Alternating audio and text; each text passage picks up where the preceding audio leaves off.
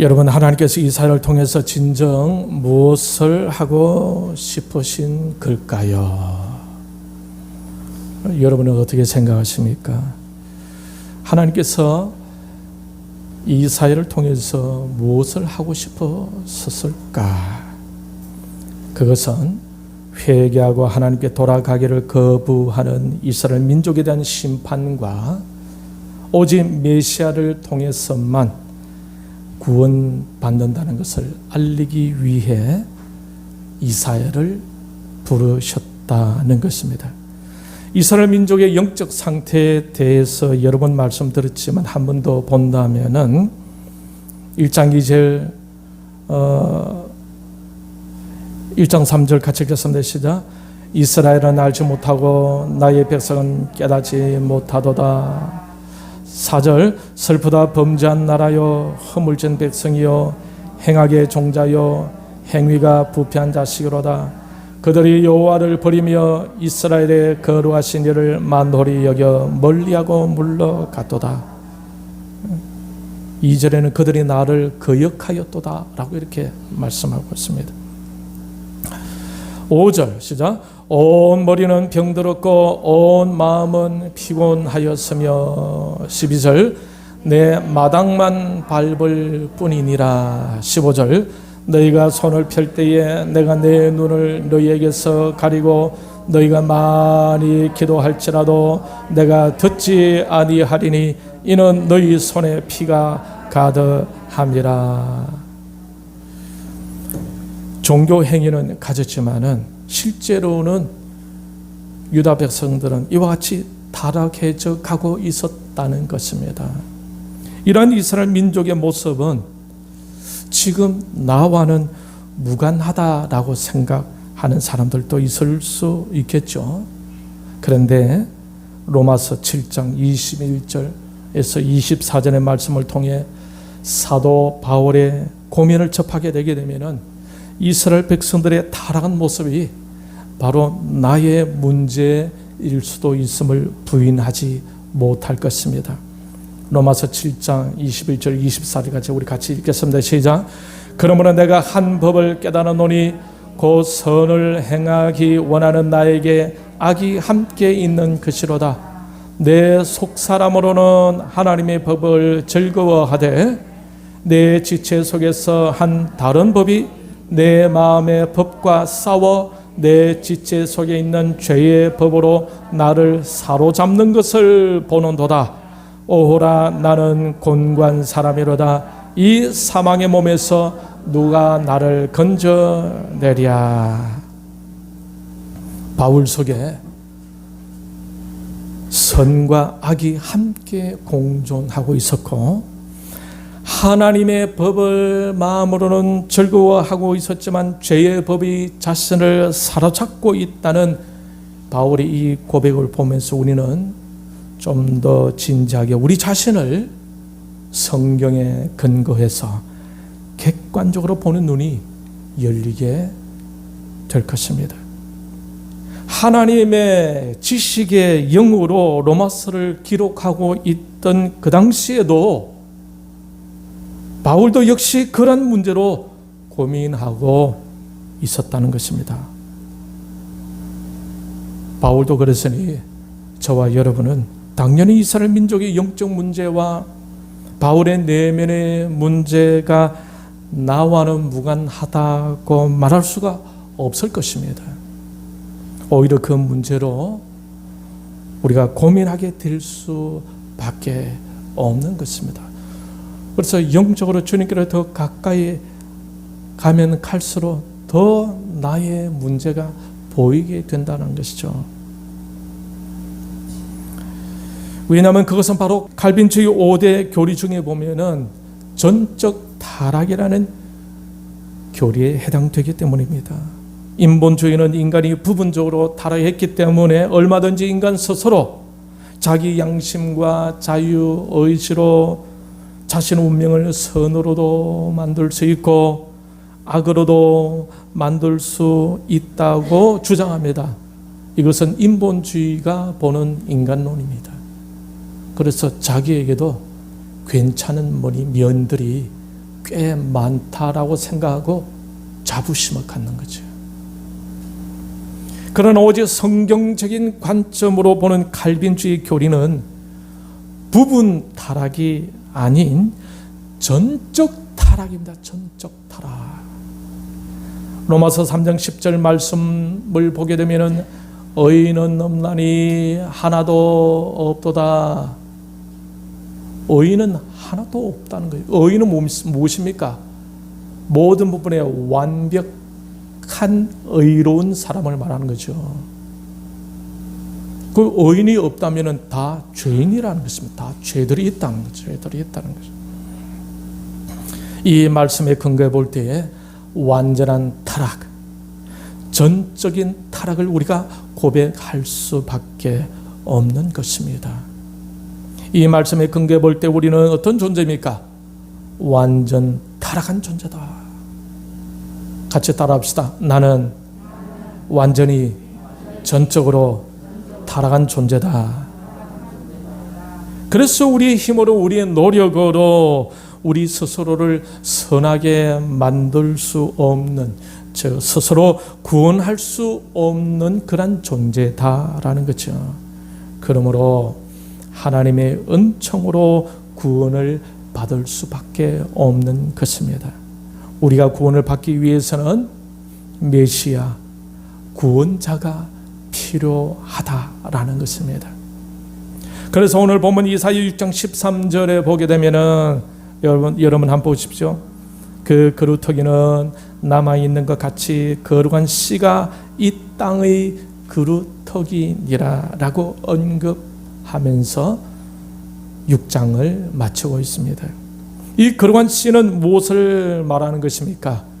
그것은 바로 다윗의 아버지 이새의 줄기에서 돋아난 싹을 말하는 것인데, 이 거룩한 씨는 바로 메시아를 말하는 것입니다. 이 씨는 영적으로 황폐해진 유다 땅에서 싹으로 돋아날 것이며 장차 큰 나무를 이루어 복되고 풍성한 열매를 맺으며 그리로 오는 모든 이들로 쉼을 얻게 한다라는 것입니다. 이사야 6장 마지막 절에서 거룩한 씨를 언급하고 있죠.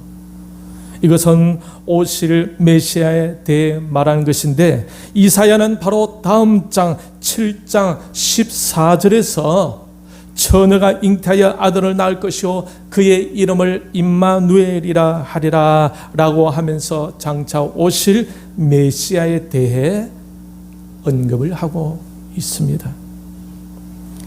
여러분, 이사야 7장 14절 처녀가 잉태하여 아들을 낳을 것이요 그의 이름을 임마누엘이라 하리라, 이 구절은 이제는 어디서 많이 들어본 듯한 말씀이지 않습니까? 이 구절은 바로 신약 성경에서 예수님의 탄생에 대해 언급할 때에 인용하던 바로 그 말씀인 것입니다.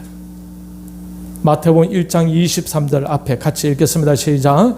보라, 처녀가 잉태하여 아들을 낳을 것이요 그의 이름은 임마누엘이라 하리라 하셨으니.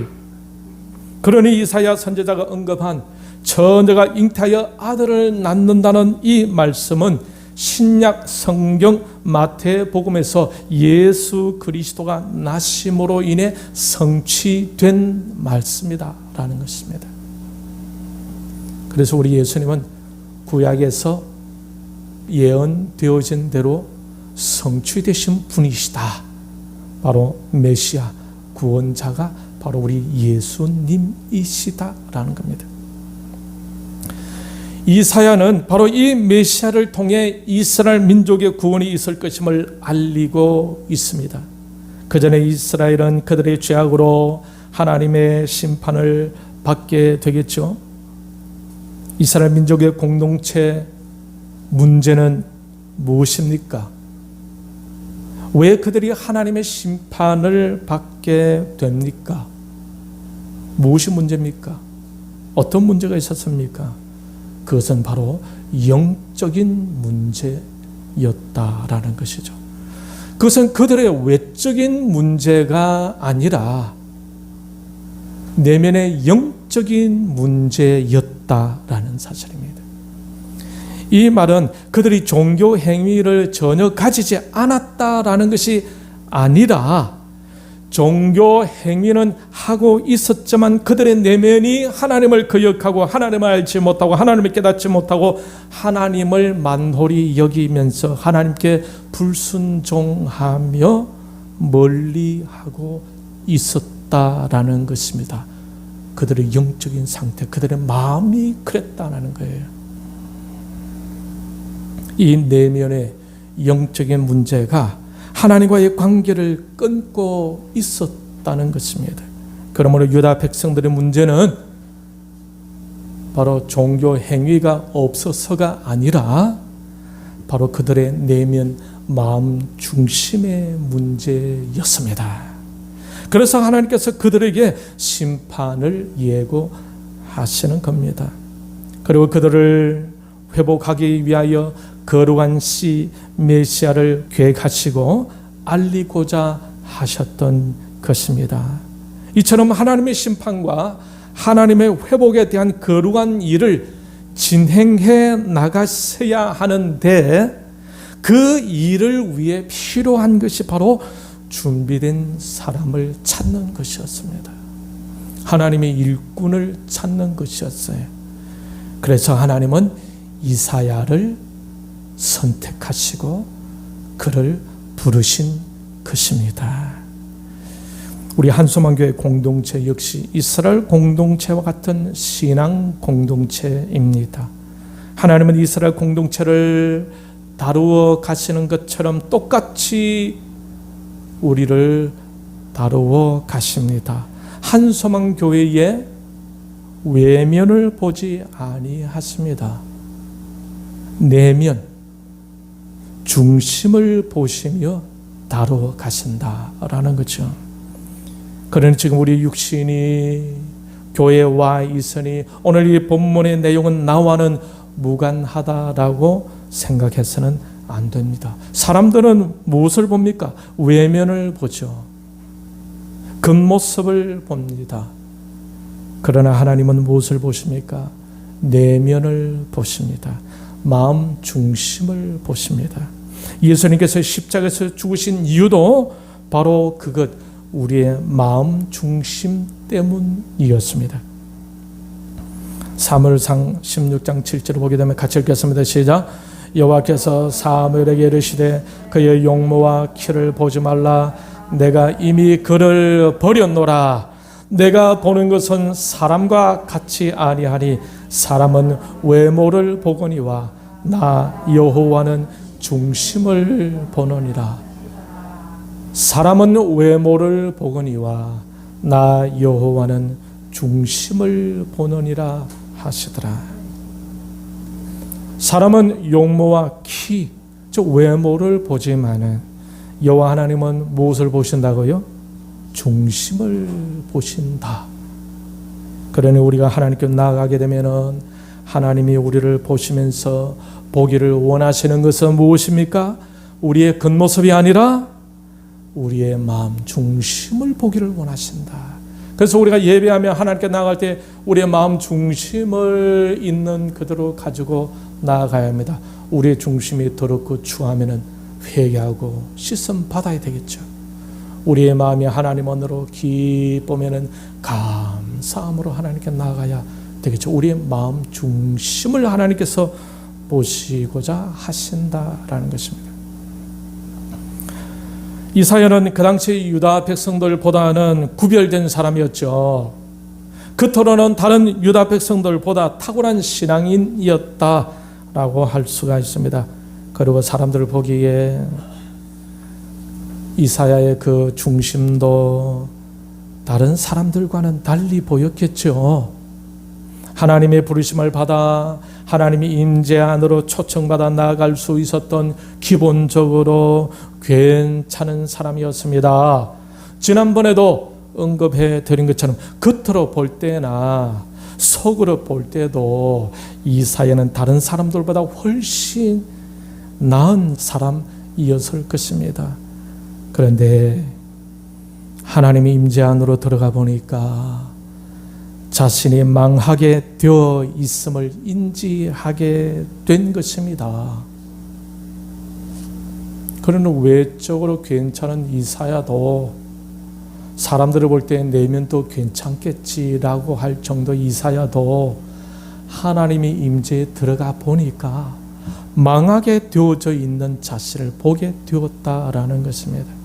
그러니 어떤 누구도 하나님이 임재로 들어가게 되면은 그렇게 될 수밖에 없다라는 거죠.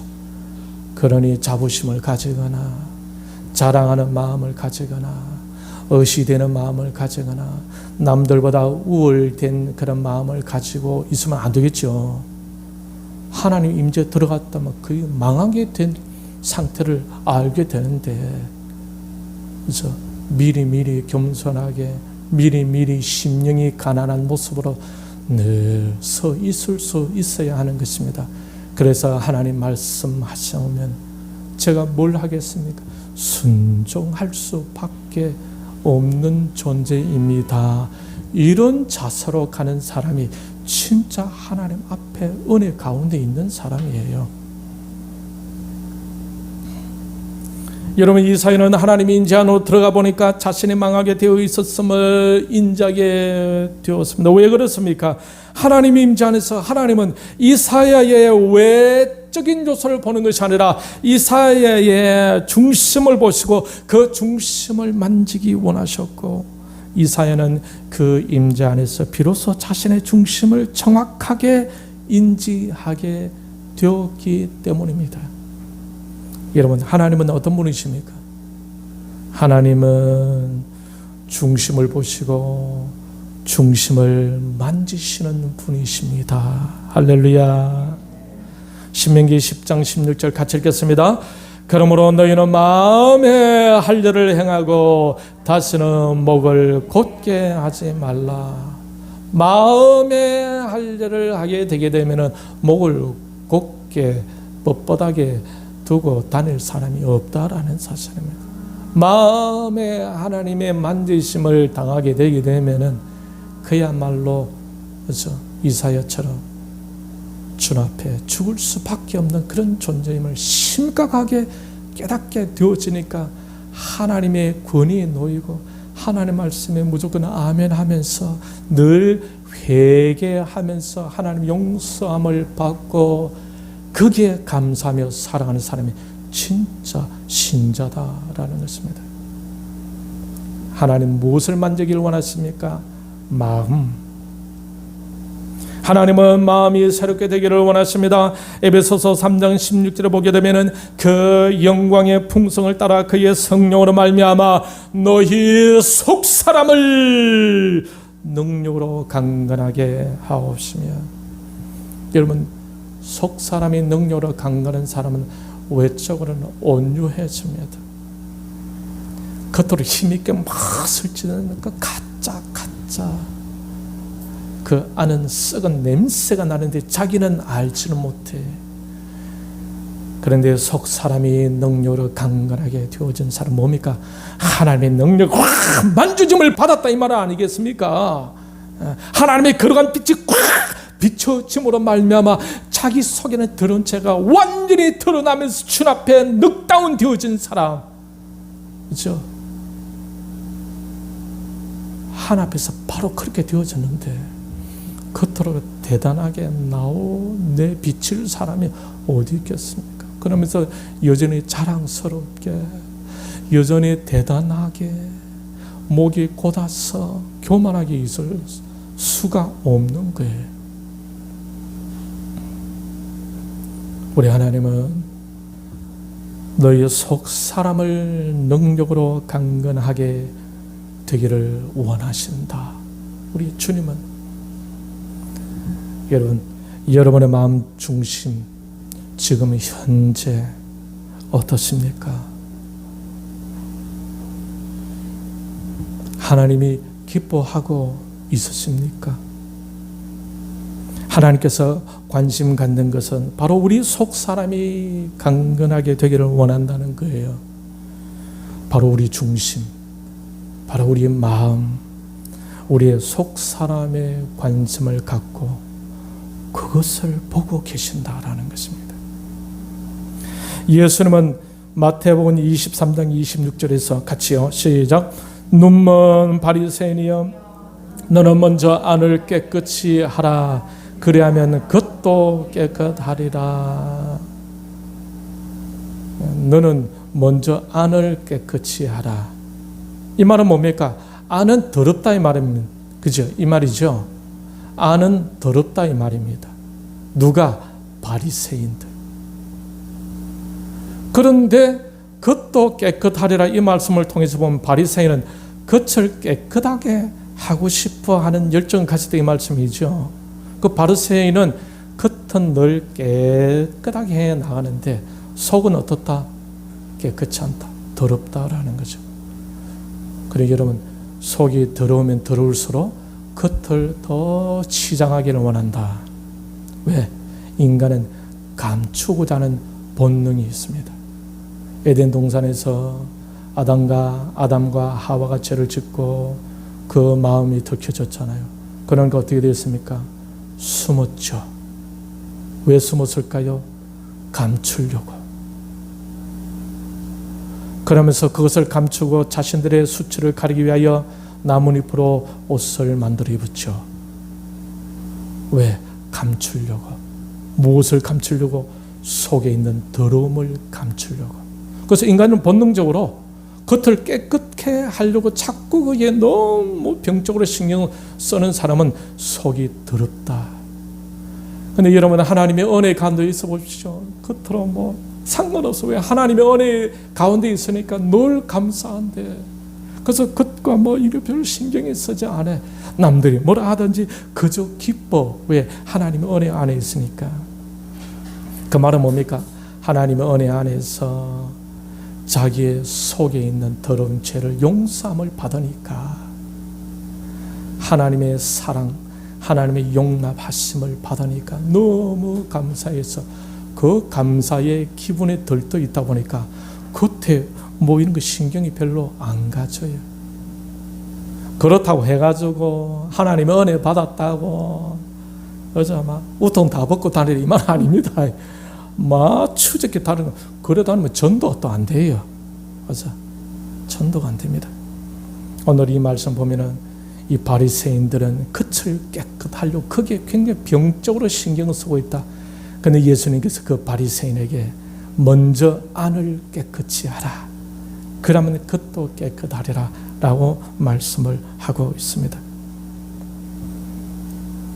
사무엘상 12장 20절을 보게 되면 같이 읽겠습니다. 시작. 사무엘이 백성에게 이르되 두려워하지 말라. 너희가 과연 이 모든 악을 행하였으나 여호와를 따르는 데에서 돌아서지 말고 오직 너희의 마음을 다하여 여호와를 섬기라. 마음을 다하여 여호와를 섬기라. 하나님께서 그렇죠? 백성들에게 원하시는 건 뭡니까? 형식적으로 습관적으로 하는 것을 원하지 않습니다. 마음을 다해서 우리 청소를 하시는 분들 우리 보면은 참 청소 땀을 뻘뻘 흘리면서 그렇죠? 마음을 다해서 우리 저번에 우리 대청소 안 했습니까? 그렇죠? 대청소할 때도 얼마나 깨끗했고 마음을 다해서 하나님은 그 마음을 다해서 하나님을 섬기는 것을 원한다. 겉으로가 중요하잖아요. 마음을 다해서 마음으로 섬길 때 하나님과 교통함이 있습니다. 여러분 자녀들이 말이죠. 집 청소해라 이러면 대충 슬쩍 이러면은 얼마나 짜증납니까? 아이고 다시 시키는 거 봐라 이러잖아요. 그런데 청소 좀 해놔라 했는데 애가 말이죠. 구석구석 청소해가지고 다 하고 또 물걸레질까지 다 하고 눈에 보이는 거 위에 먼지까지 착 잡고 마음을 다하는 거예요. 마음이 안 가지면 그 먼지가 보입니까? 안 보이지. 그렇죠? 마음이 없으면 먼지가 안 보여요. 마음이 있으면 어떻게 하면 교회가 조금 더 빛이 날까? 어떻게 하면 또 좀 더 나을까? 어떻게 하면 더 보기 좋을까? 항상 그 생각이 들죠. 항상 그 생각. 그죠? 이것보다 좀 더 나은 방법으로, 이것이 하나님의 영광을 위해서, 하나님을 위해서 하다 보니까 좀 더 신경 쓰고, 그것보다 조금 더 하나님께서 기뻐하시면 어떨까? 이것이 개혁주의 신앙, 개혁주의 신앙. 알겠습니까? 오직 하나님께 영광.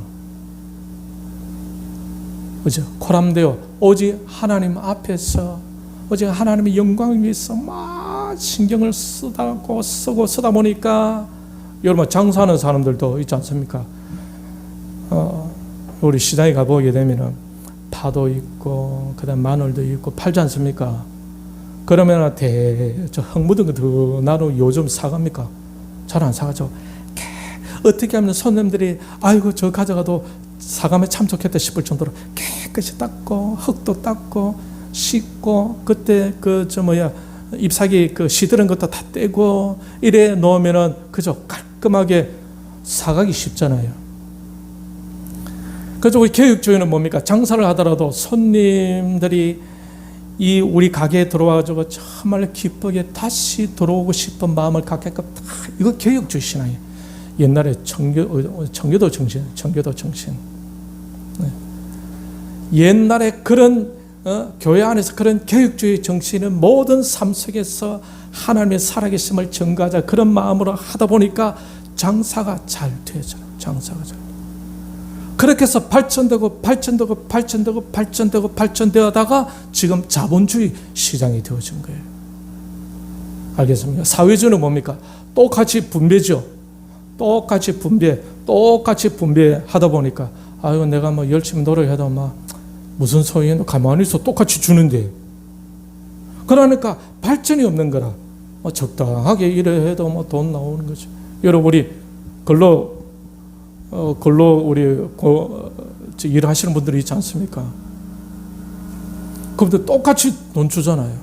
어떤 사람은 땀을 뻘뻘 흘리면서 일하는 사람이 있고, 어떤 사람은 뒤에 가서 좀 놀다가 한 사람 또 그래 해도 똑같이. 그런데 어떤 사람은 열심히 하는데 그거 보니까 이거 내가 뭐 저렇게 일하면 뭐 필요가 있겠노, 그죠? 그런데 자갈치 시장, 도떼기 시장이라 자갈치 뭐 옛날에 생선 이렇게 막 그런 게 있지 않습니까? 자기 한 만큼 열심히 한 만큼 돈 준다 하면 어떻게 됐습니까? 죽자 살자죠. 왜? 한 푼은 더 벌기 위해서 죽자 살자. 그러다 보니 어떻게 하면 좀 더 빠르게 할 수 없나? 이러니까 이 발전이 되고 문명이 발전하고 문화가 발전되면서 이렇게 자본주의가 형성이 되어진 거예요. 그런데 공산주의는 어떻습니까? 처음 사회주의를 시작해가지고 똑같이 하다 보니까 어떻게 합니까? 아이고 내가 혼자 열심히 해봐야 무슨 소용이 있노? 그냥 가서 배급 받으면 되는데, 그죠? 그러니까 발전이 없죠. 발전이 없어. 그러니까 사람들이 일을 안 하잖아요. 그죠? 열심히 일을 안 하지.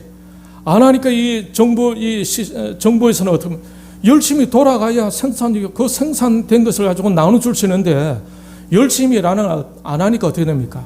채취처럼 안 하면 벌점 때리고 막 그래가지고 더 안 하면 어떻게 됩니까? 정치본 수용소 가다 버리고 이러면 이거 저기 안 가야지 억지로 하게 되시죠. 이게 공산주의. 그런데 자본주의는 어떻습니까? 열심히 하나님의 영광을 위해서 열심히 하다 보니 이것이 발전되고 이렇게 자본주의가 된 거예요. 마음을 다하게 되어질 때 하나님과 관계가 깊어지게 되어질 때, 아이고 힘들어 할 때 하나님께서 그래 당장 오셔죠. 근데 마음이 게으르고 마음이 하나님께 없고 억지로 하게 되면은 아이고 뭐 힘들어 할 때 그래 고생 좀 해봐라 하고 내버려두면서 스스로 깨달을 때까지 고난의 길에 서 있게 될 수도 있다라는 것입니다. 여러분 여호와 하나님을 섬기되 무엇을 다하라고 하고 있습니까? 겉으로 형식적으로 아니죠. 마음을 다하여 섬기라고 하고 있습니다. 그래서 예수님께서 안을 깨끗이 하라라고 하신 겁니다. 시편 7편 9절에 보면은 같이 읽겠습니다. 시작. 의로우신 하나님이 사람의 마음과 양심을 감찰하시나이다. 하나님은 우리의 겉모습만 보는 것이 아니라 마음과 양심을 감찰하신다고 하고 있습니다. 그러므로 이스라엘 공동체를 회복시키기 위해 하나님께서 무엇을 하시는지를 여러분 알 수가 있겠습니까? 그것은 준비된 사람을 부르시고 그 사람을 세워서 일하시는데, 부르신 그 상태로 그냥 쓴다는 게 아니에요. 그 마음 중심을 만지셔서 깨끗하게 하시고 치료하시고 회복시키시고 아름답게 하시고 무장시키시고 훈련시키셔서 사용하신다는 것입니다. 이것이 하나님의 방법입니다. 본문의 이사야 6장 7절을 보면 그것을 내 입술에 대며 이르되 보라 이것이 너의 입에 닿았으니 내 악이 제하여졌고 너의 죄가 사하여졌느니라. 아무나 하나님의 일꾼이 될 수 있는 것이 아닙니다. 하나님의 부르심에 응할 수 있는 사람이어야 합니다. 그리고 하나님께서 그 마음 중심을 만지실 때에 솔직하게 정직하게 만져짐을 받을 수 있는 사람이어야 합니다. 그렇게 되어져야 하나님께 순종할 수가 있고 하나님께 쓰임 받을 수가 있는 것입니다. 하나님께서 이스라엘 민족을 회복시키는 방법은 무엇입니까? 먼저 하나님의 일꾼을 부르시죠. 그리고 하나님의 임재 안에서 그 중심을 만지십니다. 그리고 그 중심을 깨끗게 하여 그를 통하여 공동체를 회복시켜 가시는 겁니다. 이것이 회복을 위한 하나님의 방법입니다. 이정훈 교수, 울산대 보태 교수.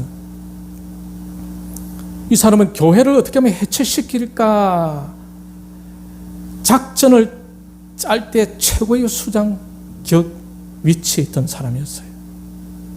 그런데 그가 시티에서 설교 말씀을 듣는 순간 완전히 박살났죠. 네?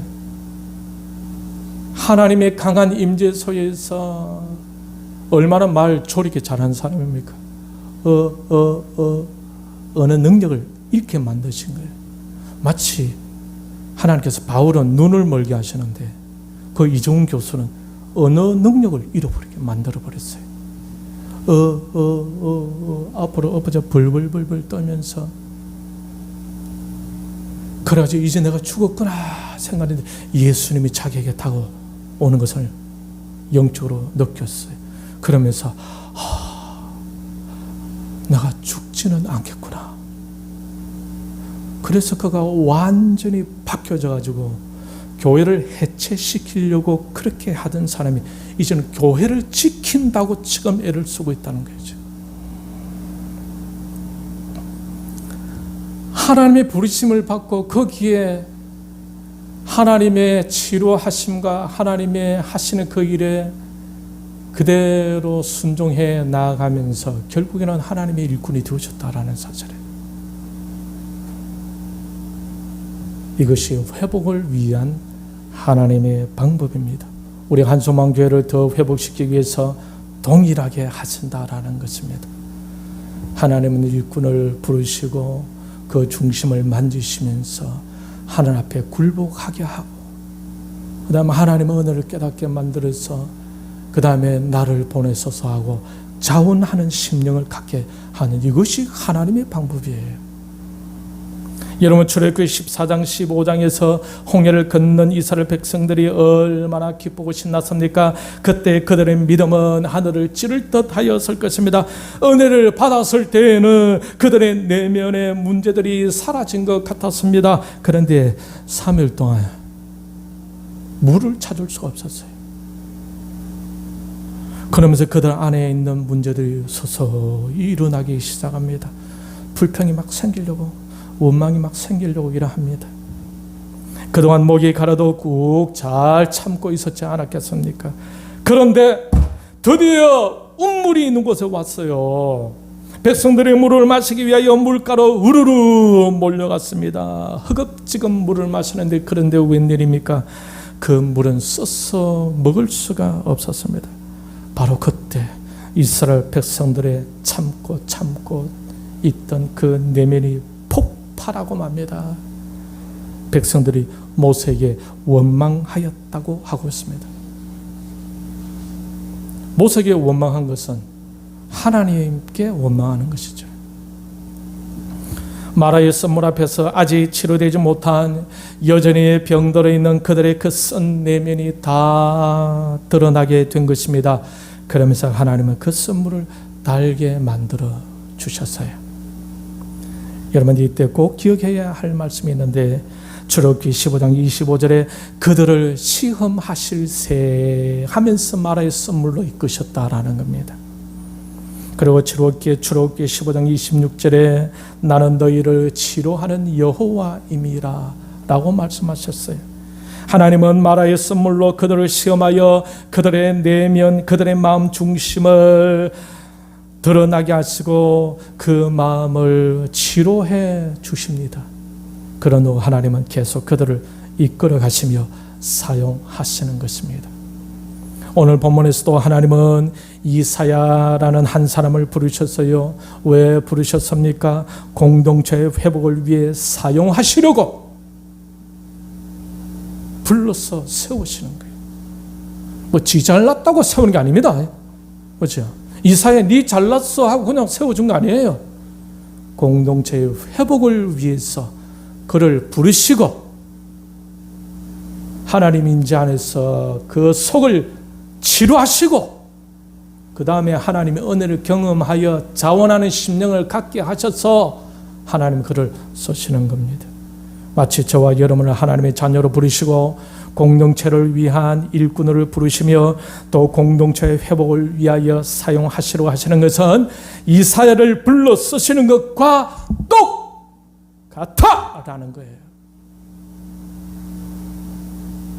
신약 시대에서도 예수님께서 이 땅을 회복시켜가는 방법이 있었지 않습니까? 그것은 12 제자를 부르시고 그들을 훈련시키시며 그들을 통해 하나님 나라를 전파하시는 것이었습니다. 그냥 그들을 제자로 하나님 나라를 전파하게 하지 않았습니다. 훈련시켰어요. 훈련. 하나님 나라를 위한 하나님 방법은 이사야 때나 예수님이 살아계셨을 때나 그리고 지금이나 똑같습니다. 하나님 나라를 위해 준비된 사람을 부르시고 그리고 그 사람의 내면 그 중심을 만지시고 그 중심을 깨끗하게 한 다음에 자발적으로 순종하게 하셔서 사용하시는 것입니다. 이런 과정을 통해 부름을 받은 사람은 더 이상 사람의 종이 아닙니다. 우리 옆에 있는 사람에게 당신은 사람의 종입니까? 하나님의 종입니까? 하고 물어보세요. 시작.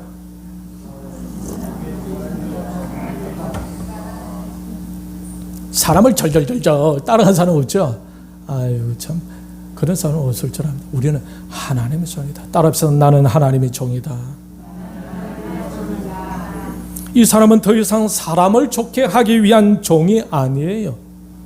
마태복음 24장 4절에서 예수님께서 이런 말씀을 하셨죠. 예수께서 대답하여 이르시되 너희가 사람의 미혹을 받지 않도록 주의하라. 무엇을 주의하라? 사람의 미혹을 받지 않도록 주의하라. 네. 알겠습니까? 그럼 누구를 쫓아가란 말입니까? 사도 바울 같은 사람을 쫓아가야죠. 예수 그리스도를 위해 온 인생을 헌신할 줄 아는 사람, 정말 주의 교회를 위하여 헌신하고 화목을 만들어내는 사람. 말씀이 그렇지 않아 집사님, 그건 말씀 중심이 아니야. 오직 말씀 중심으로 가려고 하는 그런 사람을 쫓아야지. 그렇죠? 마귀 같은 사람을 쫓아가면 안 돼요. 마귀는 어떻습니까? 하와에게, 하나님의 하와에게 뭐라고 그랬어요? 그 선악을 구분한 나무 열매 먹으면 정령 죽어. 마귀는 그거 먹어 죽을까? 설마 하나님이 죽으라 했을까? 아닐 거야. 이렇게 비비면서 들어온다니까요. 하나님이 설마 죽으라고 할까? 에이, 그런 하나님이 이상하게 만들어서 하와를 유혹하잖아요. 결국 나중에 뭡니까? 먹어도 안 죽어. 먹으면은 오히려 하나님하고 맞짱 뜨는 사람이 돼. 왜? 하나님처럼 되니까. 그러나 이 형편없는 하와가 눈이 떠서 하나님처럼 된다니까 솔깃해진 거예요. 이 어리석은 하와가. 왜 그래요? 말씀이 없으니까 하나님이 기뻐하시는 거지. 마귀가 기뻐하면 무엇이 하나님이 기뻐하시는 그건 모르니까 어리석게 혹 하고 넘어간다니까. 알고 보니까 마귀였어요. 그래서 이 하와는 어떻게 했습니까? 그 옆에 있는 사람 누굽니까? 남편을 속삭 아니 그건 아니 이래야 돼. 이거 맛있어 먹어봐. 남편까지 홀라당 넘어가게 만들어. 그렇죠? 그래서 우리는 하나님을 좋게 만드는 사람들이다. 할렐루야. 사람을 좋게 하기 위한 종이 아니다라는 사실입니다. 그러나 우리는 사람의 미혹을 받지 않도록 주의해야 된다.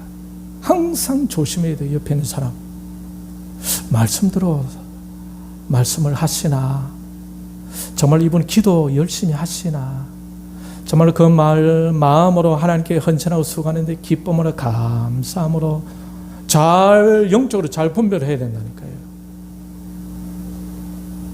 안 그러면 그 사람한테 끌려다니게 된다. 그러니 하나님 부름을 받고 변화된 사람은 더 이상 사람을 쫓아가는 종이 되어서는 안 되는 거예요. 그 사람은 나의 인생 책임져 줍니까? 책임 안 져줍니다. 여러분 이런 말을 들어본 적이 있을 것입니다. 사명을 가진 자는 죽지 않는다. 같이 한번 따라합시다. 사명을 가진 자는 죽지 않는다. 사명에는 하나님이 부여하시는 목적을 말합니다. 이 땅에서 살아가는 신자는 모두가 다 하나님으로부터 오는 사명을 가진 자들입니다. 오늘 이 자리에 계신 모두가 하나님으로부터 온 영원한 거룩한 사명을 다 부여받은 자들이다.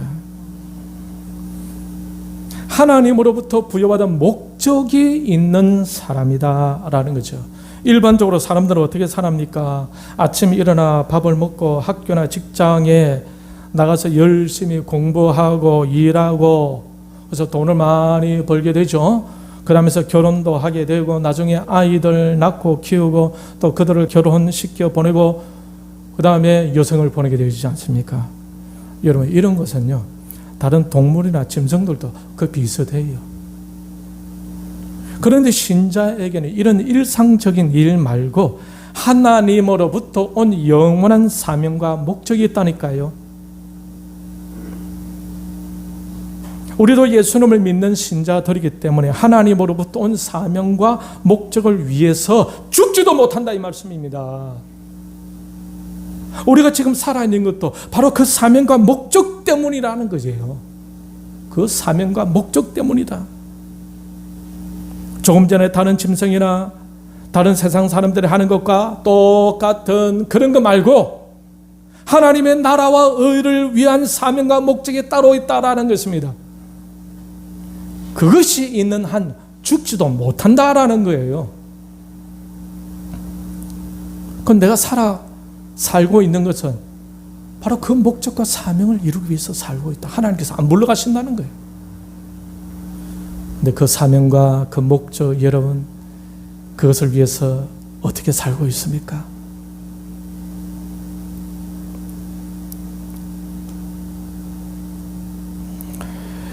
다른 믿지 않는 사람들과 구별되게 하는 신자가 살아가야 할 거룩한 목적과 방향 바로 그것에 우리의 눈을 떠야 한다라는 거죠. 만약 이것이 빠져버리게 된다면은 아침에 일어나 밥 먹고 열심히 가서 공부하고 일하고 막 애 키우고 그것만 한다 이러면은 우리가 참 신자라고 할 수 있을까? 사람은 사람인데 참 신자라고 할 수 있을까? 유다 백성들은 이 땅에 도취되어 산다고 그 거룩한 목적과 사명을 잃어버리고 살고 있었던 것입니다. 그 결과 그들은 하나님의 심판을 받게 되었습니다.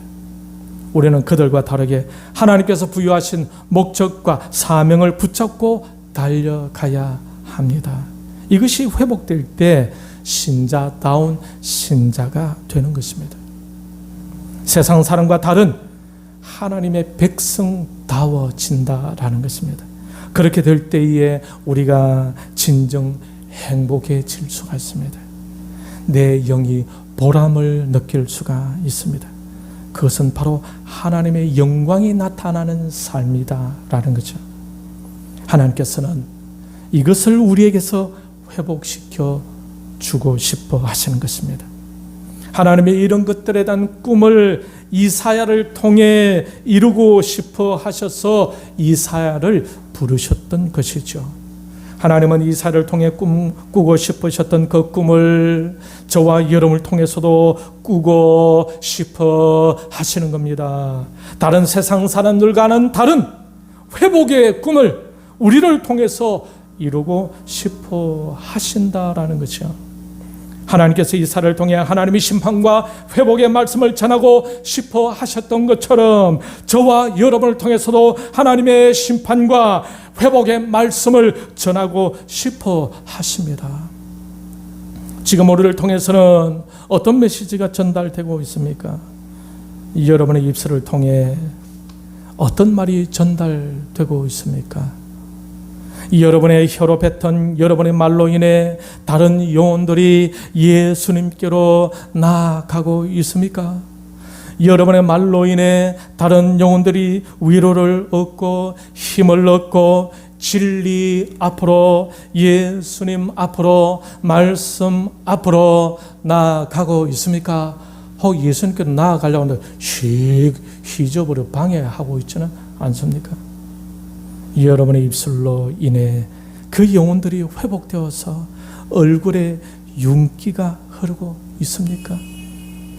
여러분 자신을 통해서 그러한 일이 일어나기를 원하십니까? 영혼이 회복되는 역사가 일어나기를 소원하고 있습니까? 여러분들로 인해 다른 영혼들이 말씀으로 기도로 나아가 하나님께 순종하는 일이 일어나기를 원하고 있습니까? 하나님의 부르심의 통로가 되기를 원하십니까? 하나님의 은혜의 통로가 되기를 원하십니까? 하나님의 복의 통로, 하나님의 능력의 통로가 되기를 원하십니까? 만약 원하신다면 하나님이 이사야를 부르시고 제단의 핀 숯불로 이사야의 입술을 찢으시고 그 중심의 죄악을 깨끗하게 하셔서 자원하는 심령을 주신 것처럼 동일한 그러한 과정을 겪게 하실 것입니다. 그래야 공동체를 회복시켜가는 평신도 지도자들이 될 수 있는 것입니다. 이것이 하나님께서 교회를 세워가시고 하나님의 나라를 세워가시는 하나님의 방법입니다. 부르시고 중심을 만지시며 중심을 치료하시고 중심을 회복시키시는 것입니다. 이 방법에 순응해 갈 수 없다면 어떻게 하나님의 일꾼이다 할 수가 있겠습니까? 하나님이 아무리 그러려 해도 자기 원하는 대로 하는데 어떻게 하나님의 일꾼이다 라고 할 수가 있겠습니까? 완전한 자는 아무도 없어요. 이사야처럼 정직하게 솔직하게 설 수 있는 자만이 그 지도자의 길을 갈 수가 있습니다. 그러한 사람만이 하나님이 부여하신 사명과 목적을 꿈꾸며 기도할 수가 있습니다. 그러한 사명자들이 먹고 마시고 입는 것에 하나님이 채워주시는 풍성함을 경험하게 될 것입니다.